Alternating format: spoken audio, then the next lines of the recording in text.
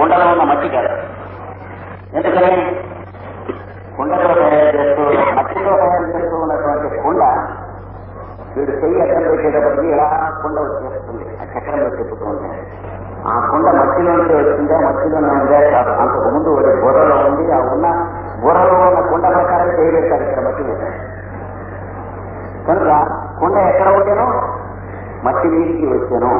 అంతకు ముందు ఎక్కడ ఉంటానో తయారు చేయు వాడి మనస్సులో ఉంటాను. అంతకు ముందు ఎక్కడ ఉంటానో వాడి తయారు చేద్దామనే సంకల్పంగా ఉండేను. అంతకు ముందు ఎక్కడ ఉంటానో సంకల్పం ఇంకా పుట్టలేదు కనుక వాడుగా తయారు చేయు వాడుగా ఉండేను. అంటే సముద్రంలో అలా ఎట్లా ఉన్నది భాగముగా ఉండేను.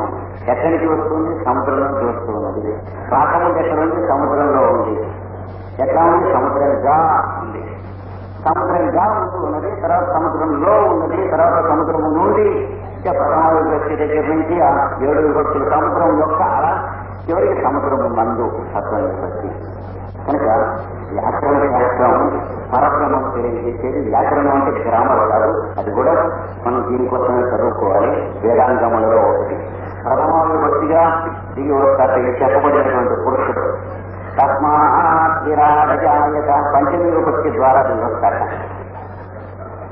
ఈ వ్యక్తి అక్కడి నుంచి ప్రథమావిభక్తి మరి ఎక్కడ చదువుతారట. చదివి చివరికి వాళ్ళ ఎందు బ్రహ్మని వాళ్ళ ఎందు లేవస్తుంది. 7 సంవత్సరాలు ఉన్నాయి వారికి. ఈ సృష్టికి 8వ సంవత్సరం మీరు చెప్పగలిగినట్లయితే మీకు 1000 పదాలు పంచసాపులు పెడతా ఉన్నారు. ఇన్ని కోట్ల సంవత్సరాల నుంచి కూడా ఎవరు పుట్టుకోలేదు. అదే వ్యాకరణ శాస్త్రం అంటారు. గ్రామర్ ఈ 3 అయిపోయిన తర్వాత వ్యాకరణ శాస్త్రం. మనకు ఉన్నటువంటి భాషా పరిజ్ఞానము శబ్దముల సంబంధం ఒక గ్రామం ఉంటుంది ముందు. తర్వాత గ్రామర్ చదువుకుంటాం. తర్వాత గ్రామర్స్ చదువుకుంటాం. అంటే వాక్యము నిర్మాణము మొదలైనవి మాట్లాడుకుంటాం. సంభాషణ. ఆ పైన సరస్వతి ద్వారా వ్యాకరణంలోకి వెళ్తాం. అన్నమయ కోశంలో అన్నాన్ని అన్నము నుండి జీవరాశులు పుడుతున్నాయి. కనుక అన్నమయ కోశం భౌతికములే అని అన్నటువంటి వాడికి ఏం లాభం లేదు. కుండ మట్టి తర్వాత చూద్దాం. కుండ ముందు తయారు చేయండి అన్నట్టుగా ఉంటుంది. అంటే ఒక ఇంజనీర్ గారు కొత్తగా ఉద్యోగం వచ్చింది. ఇంజనీర్ తయారు అయిన తర్వాత అంటే డొనేషన్ సరే లంచం కట్టుకుని తయారు అయినటువంటి వాడు అటెండెన్స్ కోసం అని చెప్పి లంచం కట్టి అటెండెన్స్ వేసుకున్నవాడు పరీక్షలు కట్టి అయిన తర్వాత ఫస్ట్ మార్కుల కోసం అని చెప్పి లంచం కట్టి ఫస్ట్ మార్క్స్ తెచ్చుకున్నవాడు అంతకంటే కొంచెం ఎక్కువ కట్టి ఉద్యోగం తెచ్చుకున్నవాడు వెళ్ళిన తర్వాత ఎవరో ఒక స్నేహితుడు ఏమండి ఇల్లు కట్టుకుందాం అనుకుంటున్నాం కొంచెం సలహా ఇవ్వండి అని అడిగితే చెప్పాడు. వచ్చేది సమ్మరు పైన 2 రూమ్స్ వేసుకుంటే బాగుంటుంది. అంటే ఒక్కమతే నేను కింద పైన వేసుకోలేనండి. ముందు ఏదో 2 రూమ్స్ వేసుకుంటాను. వచ్చే సంవత్సరం ఏదో ఏర్పాటు పెట్టాలంటే ప్రతి ఏడాది సమ్మర్ వస్తుంది కదా అయితే ఒక పని చేయాలంట. ఎందుకంటే ముందు అప్డేట్ చేసుకో గాలి బాగా వస్తూ ఉంటుంది. దానికి ప్లాన్ వేసి పెడతా అన్నట్టు ముందు అప్పర్ క్యాంపస్ వేసుకోమన్నట్ట. అంటే ఇప్పుడు మరి 2 లేటో అన్నట్ట. ఇంజనీర్ అయితే అప్పర్ క్యాంపస్ 2 లేటారు. లోయర్ క్యాంపస్ ఇంకా వేయలేదు. అలా అయిపోతుంది. కానీ అన్నమయ కోసం పరబ్రహ్మాన్ని తెలియకపోయినటువంటి వాడికి ప్రాణమయ మనోమయ విజ్ఞానం కూడా కొరకాయ కోత తప్ప ఏమన్నారు. కొరకాయ కూడా ఉండదు. గాలికోత కట్టి పుట్టుకుని గాలి వదిలేకపోతున్నాడు. అందుకని జాతాన్ని అత్యతే అత్యుతభూతాన్ని తస్మాదన్నం భవిష్యత ఇది. అన్నం అన్నట్టున్నారు. డిఫైన్ అన్నం అంటే చెప్పాడు. గతిలో ఉంటుందని చెప్పాను కదా శరీరానికి. మంచినీళ్ళు శరీరంలో తాగాం. అప్పుడు ఎక్కడికి వెళ్ళాయి మంచినీళ్ళు? ఎనాటమీ ప్రకారం చేసి కడుపులోకి వెళ్ళినాయి. అలాగే ఆకలి ఉన్నది. భోజనం రావాలి. లోపలికి వెళ్ళాం. ఎక్కడికి వెళ్ళింది? లోపలికి వెళ్ళింది. జీర్ణమయ్యే లోపల అన్నం వెలుగా లోపల ఉంది కదా కడుపులో. ఒక్కొక్కప్పుడు వాంతి చేసే బయటకు వస్తుంది. కానీ భోజనం చేసి మంచినీళ్ళు తాగి మనం బయటకి వెళ్ళొస్తామని చెబుతూ నేలలో భోజనం మంచినీళ్ళు వెళ్ళొస్తామని చెబుతున్నా.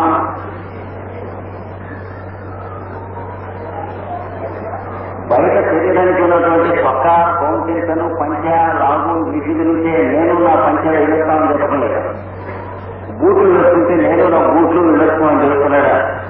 వాటికి కూడా టీఏ ఇప్పించండి అడుగుతున్నాడు. తెలియలేదు, తెలిసి అడుగుంటేవాడు అనుకోడు.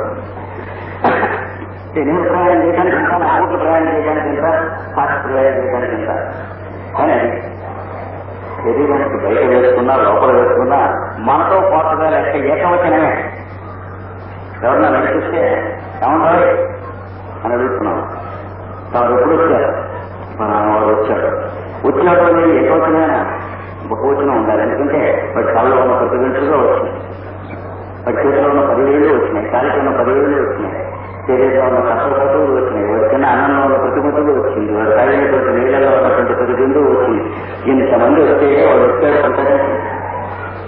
అంటే నానాత్వము బహుత్వం అనేటువంటి ఏకత్వమునకు దారి తీయడానికి మొట్టమొదటి నాటకరంగం ఇది అన్నమయ్య కోశం కనుక పరబ్రహ్మము అనేటువంటి దానికి ఒక బలబద్ద ఇస్తున్నాడు. పరబ్రహ్మం ఎలా ఒక్కడో మనం తెలియటానికి మన దేహం అన్నమయ్య కోశమే ఆధారం.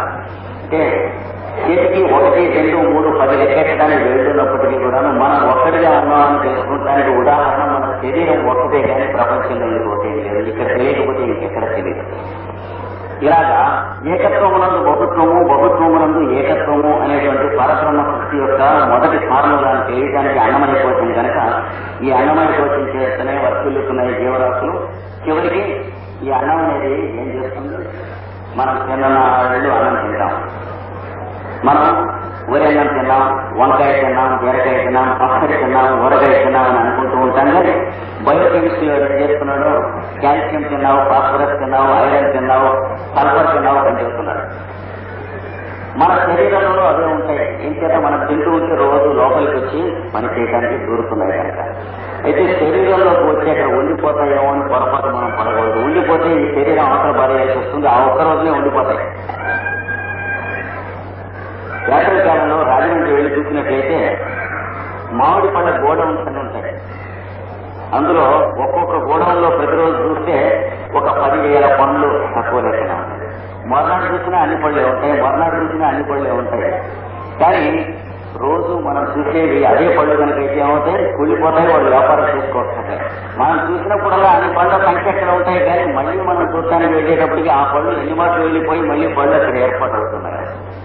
అలాగే శరీరంలో ఈ కాల్షియం, ఐరన్, ఫాస్ఫరస్ మొదలైనటువంటివన్నీ కూడా ప్రతి క్షణం మనం తీసుకునేటువంటి అన్నపానీయాల రూపంలో శరీరం లోపలికి వస్తున్నాయి, శరీరం నుంచి బయటికి వెళ్తున్నాయి. శరీరం అన్నమయ కోశానికి కావాల్సింది కొండ యొక్క ఆకారం లాంటిదే కానీ కొండలో ఉన్న మట్టి ఆగమం కావాలి. ఇది తెలుసుకోవాలి. తెలుసుకున్నప్పుడు తిని మనం ఏం చేస్తున్నాం? అవే వస్తువులు తింటున్నాం, శరీరంలోకి వచ్చి లాడ్జి అవుతున్నాయి. ఈ శరీరం పని అయిపోయిన తర్వాత ఏం చేస్తుంది? ఆ వస్తువులే దీన్ని తినేస్తున్నాయి. అద్యతే అస్తిచ భూతాని అంటే చిన్న పోస్ట్ ఆఫీస్ పెట్టారు. పోస్టల్ డిపార్ట్మెంట్ కావాల్సిన ఫీల్డ్స్, ముద్రలు అన్ని తీసుకొచ్చి ఇక్కడ ఏర్పాటు చేశారు. అక్కడి నుంచి పోస్ట్ ఆఫీస్ ఎత్తేయాలంటే ఇవన్నీ మళ్ళీ పోస్టల్ డిపార్ట్మెంట్ వెళ్ళిపోతారు. అందుకని ఈ శరీరం ఉన్ననాళ్ళు దీని చేత తినబడేది, త్రాగబడేది అన్నము, అటుపైన ఏదైతే ఈ శరీరాన్ని తినేసి తాగేస్తుందో అది అన్నం. పంచభూతములు శరీరాన్ని పోషిస్తున్నాయి. శరీరంలో ఉన్న పంచభూతములు, బయట ఉన్న పంచభూతములు, ఈ రెంటికి మధ్య ఉన్న సంబంధము అన్నము. అన్నం అంటే ఎన్గేటు, అవుట్ గేటు కలిగినటువంటి ఒక ప్రాకారం. ఎన్నిగేటు కలిగినప్పుడు ఈ లోపలికి అన్నపానీయం వస్తున్నాయి, అవుట్ గేటు కలిగినప్పుడు ఇవన్నీ శరీరం నుంచి పంచత్వం తనుగేటు అన్నాడు. శరీరం పంచత్వం చెందుతుంది. అంటే పంచి పెట్టబడుతుంది పంచభూతాలు. ఇందులో ఉన్న మట్టిలో, ఇందులో ఉన్న నీళ్ళ పొద్దునే అనుకోకూడదు అనుకుంటారు. అనుకున్నా అనుకోకుండా జరిగేది. అంటే ఒక్కొక్కరు పొద్దున్నే జరగచ్చు, ఒక్కొక్కరు రాత్రి జరగచ్చు, మధ్యాహ్నం జరగచ్చు, సాయంత్రం జరగచ్చు. ఇంట్లో ఎప్పుడైనా జరగచ్చని భగవంతుడు మనతో హాస్యం ఆడేందుకు 24 గంటలు పెట్టాడు. గంటకి 60 నిమిషాలు, నిమిషానికి 60 సెకండ్లు పెట్టాడు. మీకు ఇచ్చే చదువు అట్లకి ఎప్పుడైనా జరుగుతుంటాయి. అంటే ఎప్పుడు పుడుతూనే ఉంటారు, ఎప్పుడు పోతూనే ఉంటారు. ఉన్న పనులు మాత్రం ఇంతమంది. ఎప్పుడు గోడౌన్లో ఉన్నటువంటి మామిడి పళ్ళు మాత్రం ఇప్పుడు 10,000. అదే 10,000 ఎన్నడూ ఉండవు. కానీ 10,000 ఎప్పుడు ఉండకుండా ఉండవు. సహస్రతీరుష పురుష అన్నటువంటి దాన్ని తాత్పర్యం గ్రహించవలసింది. అందుకని అద్యతే అంటే తింటుంది కనుక, అత్తిచ భూతాని తినబడుతుంది కనుక, తింటుంది కనుక జీవరాశులు. జీవుల చేత తినబడేది, జీవులు తినేది అన్నం. తస్మాదన్నం తదుచ్యత ఇది అంచేత అన్నము చెప్పబడినది. పరబ్రహ్మముగా చెప్పబడినది. సత్ అనే పేరుతో చెబుతున్నాం, అంటే అది ఇది అనే పేర్లతో మనం వాడుతున్నాం. సత్ సవితురు అరే సత్శబ్దవాచ్యుడుగా భగవంతుడిని తెలుసుకుంటున్నాం, అంటే వాడు వీడు ఇది అది అని చెబుతున్నాం. ఎందుకని ఈ చెప్పబడినటువంటి అన్నమయ కోశంలో కూడిన భూలోకంలో ఉంటున్నాం కనుక. కోరివా అయం లోక, వీడు వాడు అది ఇది అని చెప్పేటువంటి లోకం కండి భూలోకం. అంటే కొంచెం పైకి వెళ్ళి కొంచెం పైకి అయితే సువరిత్యసౌ లోక. ఈ మైకుల గురించి కూడా వీడు వీడు అని అనడం చేత అవుతుంది. ఇందులో ఉన్న ప్రతి అణువునందు ఉన్నటువంటి వాడు తెలుస్తారు కనుక వీడు అంట. ఈ మైకు కూడా నాతో ఊరి నుంచి వచ్చాడు అని అనదగిన భాష వస్తుంది. తెలుగు రాక అరవ ఆఫీసర్ గారు మాట్లాడుతున్నారు అనే అర్థంలో కాకుండా మెడ్రాస్ నుంచి మనం ఎగ్జాక్ట్ ఎవరైనా ఆఫీసర్ గారు వచ్చి ఎవరెవరు చేస్తారని అడిగితే నేను వచ్చారు, నా వైఫ్ వచ్చారు, నా పిల్లవాడు వచ్చారు, నా కూతురు వచ్చాడు, మా కుక్క వచ్చాడు. అలా కాకుండా ఇందులో ఉన్నటువంటి ప్రతి అణువునందు ఉన్నటువంటి పురుషులు పిలుస్తారు. అసౌలో ఒక అణువులోనూ వీడు వాడు అని మనం పిలిచేది, చివరికి పిలిచాక నేను అని పిలిచేది. అన్నమయ కోశంలోకి వస్తూ పోతూ ఉండేది. రాకపోకలు ఉండి కూడా రాకపోకలు అక్కర్లేకుండా అంత ముందు నుంచి అంతర్యామిగా ఉండేది. తదేదేది తన్నేదేది తద్దూరే తదంతికే, అది కదులుతుంది కానీ అది కదలదు. అంటే చెరువులో మంచుగడ్డ కదులుతూ ఉంటే మంచుగడ్డగా నీళ్లలో కదులుతుంది కానీ మంచుగడ్డలోనూ నీళ్లలోనూ ఉన్నటువంటి ఒకే ద్రవ్యం కదలటం లేదు. ఆ మాత్రగా ఈ అన్నమయ కోసం పరబ్రహ్మణుడు ఉన్నది ఉపాసన చేసుకోండి. రోజు ఇది చదువుకునేది. తస్మాదన్నం తదుచ్యత ఇది తస్మాత్వా ఏతస్మాదన్న రసమయాత్. ఈ అన్నము దీంతో వచ్చినటువంటి రుచి, దీని నుండి వచ్చినటువంటి రసములు, అంటే శరీరంలో ప్రవహిస్తున్నటువంటి మనం ఎరుగున్న రక్తంలో ఉన్నటువంటి జలరసము, దాన్ని నడిపిస్తూ ఉన్నటువంటి సూక్ష్మములైనటువంటి రసములు, చైతన్యములైన రసములు ఉన్నాయి, సూక్ష్మదేహములు. ఇవన్నీ ఎందుకు నడుస్తున్నాయి? రక్తనాళాల్లో రక్తం ఎందుకు ప్రవహిస్తుంది? చనిపోయే క్షణం వచ్చే ప్రవహించడం ఎందుకు మానేస్తుంది? రక్తం లిక్విడ్ కాబట్టి, లిక్విడ్ లో వాటర్ కాబట్టి ప్రాపర్టీస్ ఆఫ్ లిక్విడ్స్ ప్రకారం మాత్రమే ప్రవహించడం లేదు. ప్రాపర్టీస్ ఆఫ్ లిక్విడ్స్ లో ఎంత సెల్ఫ్ కాన్షియస్నెస్ ఉన్నదో అంతే బయట చుట్టుపక్కల ఉన్నటువంటి అవ్యక్తము నుండి వ్యక్తమునకు వచ్చేటువంటి నదులు, కాలువలు మొదలైనటువంటి అన్నిటిలోంచి ప్రవహిస్తూ ఉంటాయి కనుక మన అన్నమయ శరీరం నుంచి కూడా ప్రవహిస్తూ ఉంటాయి కనుక వాటి ప్రవాహం నుండి మన శరీరంలో ఉన్నటువంటి రక్తము నడపబడుతూ ప్రవాహం చేయబడుతూ ఉన్నది. హిపోక్రటస్ అనేటువంటి మహానుభావుడు వైద్యశాస్త్రంలో ఈ రహస్యం చెప్పాడు. చదువుతున్నాడు. హిపోక్రటస్ ని చదువుకుంటే ఇప్పుడున్న వైద్యం మట్టి కొట్టుకు పోతుంది కాబట్టి హిపోక్రటస్ బొమ్మ మాత్రం ట్రేడ్ మార్కులుగా పెట్టుకుని వైద్యంలో వారి పుస్తకం చదవలేకుండా భద్రంగా చూస్తూ ఉంటారు మెడికల్ కాలేజీ ప్రొఫెసర్స్ యూనివర్సిటీ.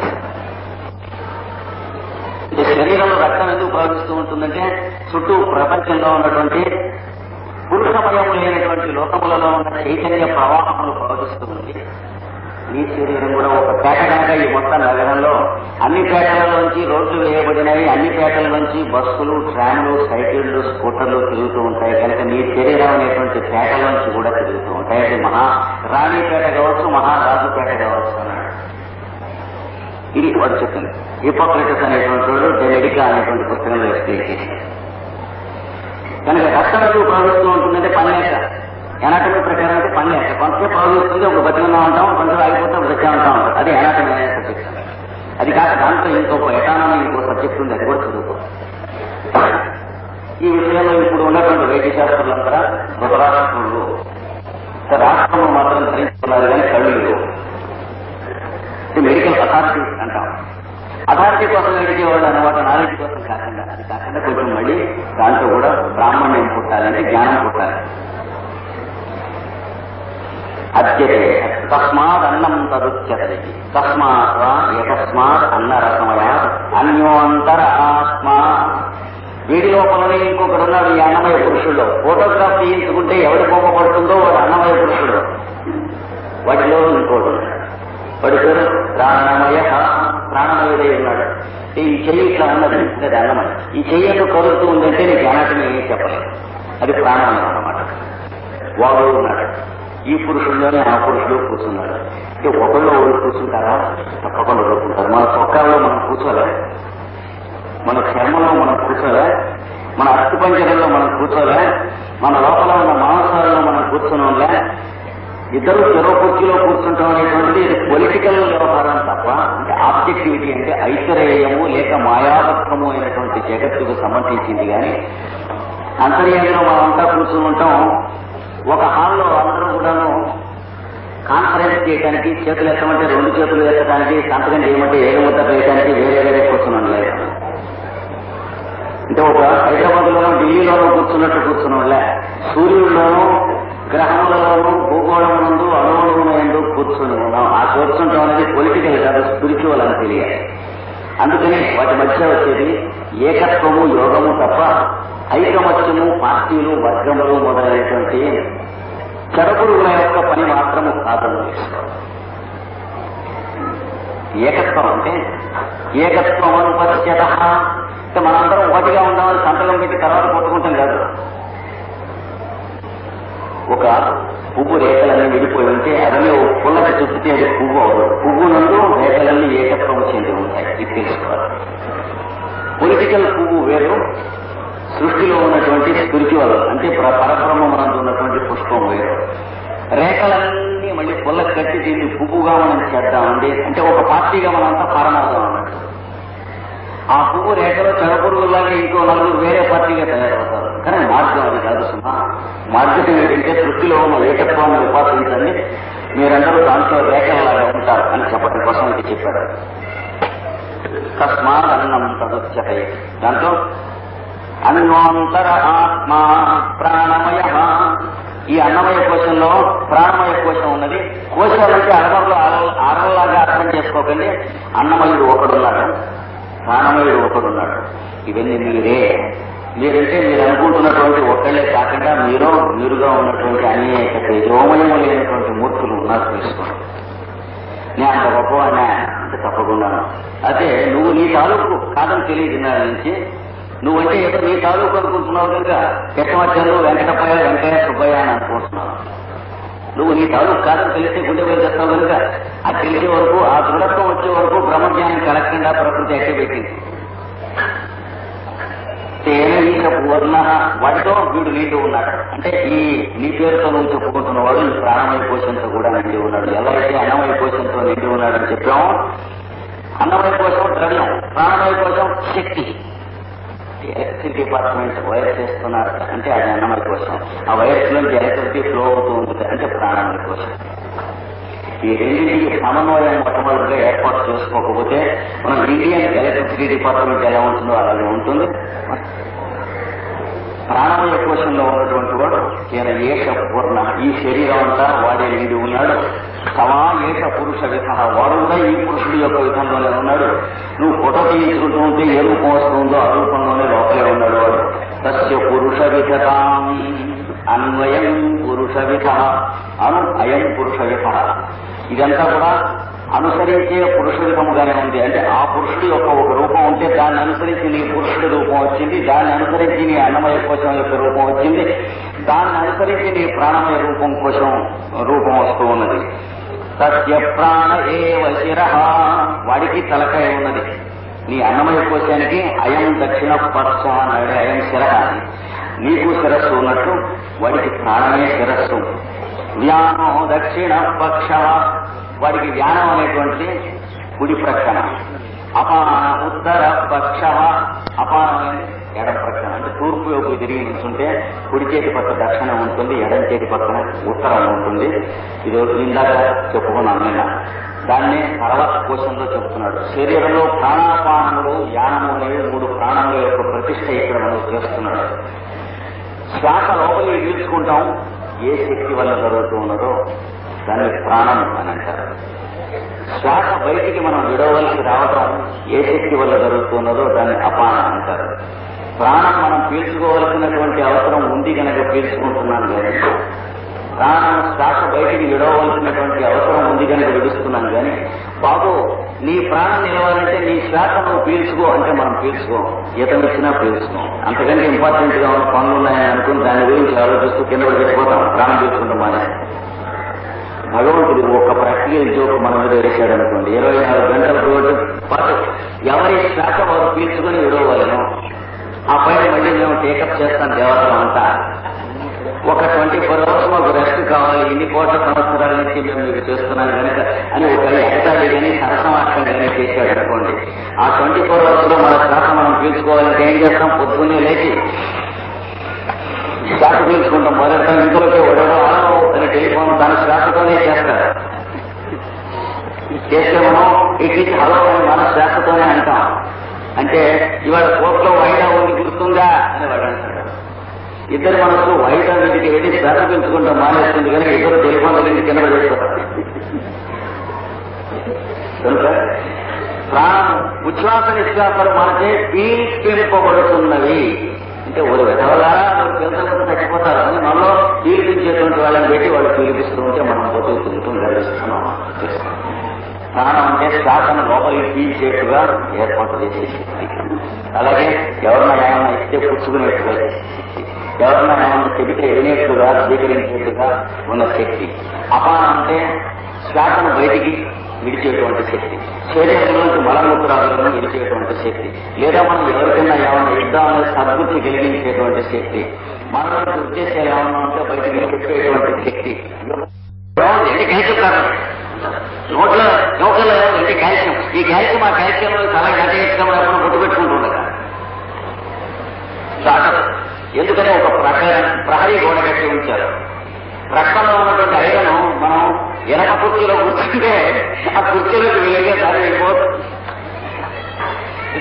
కూర్చుంటారు వెళ్ళలేదు, ఉంచుతారు వెళ్ళలేదు. కొంచెం భూమి మీద ఉన్న మన కాళ్ళ నుంచి శరీరంలో ఉన్నటువంటి సిలికేట్స్ అన్ని భూమిలో ఉన్న సిలికేట్స్ లోకి వెళ్ళిపోతే మనం పులికేట్ ఇదేమీ జరగకుండా ఇందులో లోపల ఉన్నటువంటి లోపల నిలబెట్టి ఉంటున్నాయి కనుక వాళ్ళ లోపల ఉన్నటువంటి పురుషుడికి వాడికి కుడి చేయి ఉన్నది, వాడికి ఎడ చేయి ఉన్నది, ప్రాణాపానం ఉన్నాయని చెబుతున్నాడు. వాడి తలకాయ ఏంటంటే ప్రాణం అనేది తలకాయ, ధ్యానం అనేది అంటే చుట్టూ ఉన్న అవుట్లైన్ అన్నమాట ప్రాకారం. అదే ధ్యానం దక్షిణ పక్ష, వాడి కుడి చేయి, వాడి ప్రాణమే తలకాయ, ధ్యానమే దక్షిణ పక్షం, అపాన ఉత్తర పక్ష, అపానమే వాడి ఉత్తర పక్షం. శరీరంలో ఇక్కడ ఉత్తర పక్షం ఉంటుంది, ఇటు నుంచి దక్షిణ పక్షం ఉంటుంది అన్న. ఇక్కడ ప్రాణం ఎక్కడ చెప్పాడు? ప్రాణం శిరస్సులో చెప్పాడు. అపానం ఉత్తర పక్షంలో చెప్పేటటువంటి దక్షిణ పక్షంలో చెప్పాలనిపిస్తుంది. మనకేమిటంటే అపానం అనేటువంటి పదానికి లేనిపోయే అర్థం తెలుస్తుంది. ఇది ఒక మాట యూరోప్ లో కూడా కొంపదీసింది. మనం మాన్స్ అనేటువంటి గ్రామంలో బెల్జియంలో ఇంటర్నేషనల్ యోగా ఫెస్టివల్ అని ఒక రత్న పెట్టారు. అక్కడ ఒక రోజున నన్ను ప్రెసిడెంట్ గా పెట్టారు. 72 పెట్టి మన భారతదేశం నుంచి ఒక ఆయన సుప్రసిద్ధుడు ప్రముఖుడు అనేటువంటి వారు, ధీరేంద్ర ప్రముఖ అనేటువంటి వారు ఉపన్యాసం ఇస్తుంటే నేను ప్రెసిడెంట్ గా ఉన్నాను. ఆయన చెప్పాడు, ప్రాణాపానము సమకృత్వ అని అంటే దాన్ని కొంచెం వివరించవలసింది అని ఒక జర్మన్ యోగాభ్యాస విద్యార్థి అడిగాడు. ఆయన అడిగితే ఈయన చెప్పాడు, ప్రాణ ఎగ్జిస్ట్స్ ఇన్ నాస్ట్రిల్స్ అండ్ అపాన ఎగ్జిస్ట్స్ ఇన్ యానస్ అని చెప్పాడు. అంటే వాడేసి how to make the 2 into 1 అని అడిగాడు. అంటే that you should know from the గురు. గురువు బాధపడుతున్నాడు, వీడికి కూడా ఆ బాధ నేర్పాలి. ఒక్కొక్కప్పుడు చీకాకు పడుతుంటాయి. సత్య ప్రాణ ఏవచిర ఇక్కడ ఎందుకుంటుంది అపాన అంటే లోపలికి వెలుపలికి శక్తి. శ్వాస బయటికి నెట్టాలంటే ఆ బయటికి నెట్టేటువంటిది ఎక్కడ ఉంటుంది? హమ్ అనే అక్షరం ఎక్కడ ఉంటుంది? కంఠం ఎక్కడ ఉంటుంది? లోపలికి వెళ్తారంటే స్లో అనేటువంటిది ఎక్కడ ఉంటుంది? ఇక్కడ శబ్దం వస్తుంది కానీ ఇక్కడ ఉంటుంది. దిగువ లోకాల నుంచి శ్వాసను పై లోకాల్లోకి తీపుతాం, ఎగువ లోకాల నుంచి శ్వాసను కింది నుంచి పై లోకాలకు పెడతాం. ఈ రెండు కోసం చెప్పి లాంటి ఉండేల పట్టలాగా టెన్షన్ మీద బిగించి కట్టబడినటువంటిది ఇక్కడ ఉన్నటువంటి దయాశ్రం అని చెప్పబడేటువంటిది. దానికి అటు ఇటు ప్రాణం నడుస్తూ ఉంటే ఉచ్ఛ్వాస నిశ్వాసాలు నడుస్తూ ఉంటాయి. బట్ట ఇలా ఉంచి పడితే కొంచెం వదిలి చేస్తే వెనక్కి వస్తూ ఉంటుందో స్ప్రింగ్ యాక్షన్ అలా కొడుతూ ఉంటాయి. ఈ రెండింటికి టెన్షన్ వెలిమెల్లిగా మరణితులు వదిలి చేయటమే మనకు ముసలితనం వస్తూ ఉంటే క్రమంగా శ్వాస అంటూ ఉంటాం. ముసలితనం కాకుండా కూడా మనం మృత్యువు తెచ్చుకోగలం. ఎవరికైనా కోపం వచ్చినప్పుడు శ్వాస తాళం గతి తప్పుతుంది. భయం వేసినప్పుడు మతి తప్పుతుంది శ్వాస. సందేహం కలిగినప్పుడు మతి తప్పుతుంది.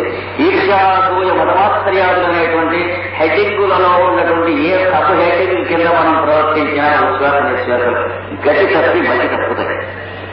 ఒక 1000 మాటలు గతి తప్పుట అలవాటు అయిన తర్వాత మనకు గతి తప్పిన శ్వాసయే గతి. దాంట్లోనే శ్వాస పీల్చుకుంటూ ఏడుస్తూ కుదరమని నడుస్తూ ఉంటాం. మేడెక్కపోయినా అదే వస్తుంది. విఘ్నేశ్వర పూజ మేడ దిగపోయినా అలాగే వస్తుంది. పైకి వెళ్ళి కూర్చున్నాక చెప్పడానికి మాట్లాడు శ్వాస నడుస్తూ ఉంటున్నాను. దీని నుండి మనం చేసిన అపరాధాలకు ప్రాయశ్చిత్తంగా మళ్ళీ దానికి గతి కల్పించుకుంటేనే ప్రాణాయామము అనేటువంటి విద్యగా పెద్దలు చెప్తారు.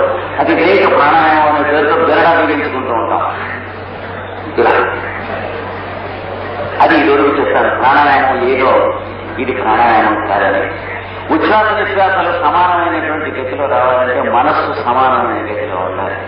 మనస్సు సమానమైన గతిలో ఉండాలంటే మన చుట్టుపక్కల ఉన్నటువంటి వాళ్ళ ఎందు, అంటే అత్త కోడలు ఎందు, కోడలు అత్త ఎందు, బావ బావమరి ఎందు, అన్నదమ్ముల ఎందు ఈర్ష్యాలు మతమాశ్చర్యాలు లేకుండా ఉంటే ప్రాణాయామం ప్రారంభం చేయడానికి మనకు అర్హత ఉంటుంది. లేకపోతే దమ్ము బట్టి బిగించి బెల్లా కొట్టేసి బ్లడ్ ప్రెషర్ అనేది కళ్ళు పత్తికాయ రావడం, థ్రాంబోసిస్ రావడం. కుమ్మగా ఉంటారంటే కుమ్మాల బదులవుతుంది తరగతి. జాగ్రత్తగా ఉండాలి. పెద్దలు చెప్పినటువంటి ప్రాణాయామాన్ని మనం వాళ్ళు ఇచ్చినటువంటి మార్గంలో స్వీకరిస్తాం. ప్రాణాయామం చేస్తూ ఉంటే సంతోషంగా ఆనందంగా ఉండాలి, కానీ ఉక్కిరి విక్కిరిగా సెల్ఫ్ స్మోదరింగ్ అది ఉండకూడదు. అది ద్వారబంధనం తప్ప రంధ్రబంధనం కాదు, తెలుసుకోవాలి. ఇల్లు ద్వారాలు బంధించుకుంటూ ఉంటే బిరడాలు కుట్టడం కాదు కదా, తూముతో గుడ్డలు పెట్టడం, చెవిలో పాములు రాకుండా అలాంటిది కాదు. దీనికి దానికి తేడా తెలుసుకోవాలి. ఇదివరకు చెప్పాను, అలా కూడా ఎప్పుడైనా చెప్పుకుందాం. ప్రాణము అపానము అంటే ఉచ్ఛ్వాస నిశ్వాసాలను నడిపేటువంటి వ్యాయామం. ఇది వాడి తలకాయి, వాడి ఎడం పక్క, కుడి పక్క, పై పక్క, కింది పక్క అనే పేర్లతో శక్తిమయ స్వరూపుడై ప్రాణమయ స్వరూపుడైన పురుషుడు ఇక్కడే ఉన్నాడు. ఎక్కడ ఉన్నాడంటే ఈ అడుగుతున్నవాడు ఎక్కడున్నాడో ఇక్కడే ఉన్నాడు. పృచ్ఛామి యత్ర భువనస్య నాభి అంటుంది ఋగ్వేదం. ఈ మొత్తం సృష్టికి అంతటికీ కేంద్రం ఎక్కడ ఉంది అంటే సమాధానం చెప్పాడు. ప్రశ్న ఎక్కడి చేస్తుందో అక్కడే ఉంది. ఋగ్వేదంలో సుపర్ణ సూక్తములలో ఒక ప్రశ్న ఒక సమాధానం. ఈ సంవత్సరం మాస్టర్ గారి గురు పూజలకి విష్ణు సూక్తములు మీ ముందు ఉంచాను. కొద్ది మాసములలో సుపర్ణ సూక్తం కూడా మీ ముందు ఉంచుదాం.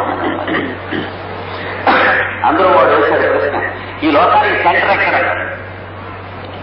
వాడెవడో భూగోళం తెలిసింటే నవ్వుతోడు ఈక్వేటర్ అనేవాడు.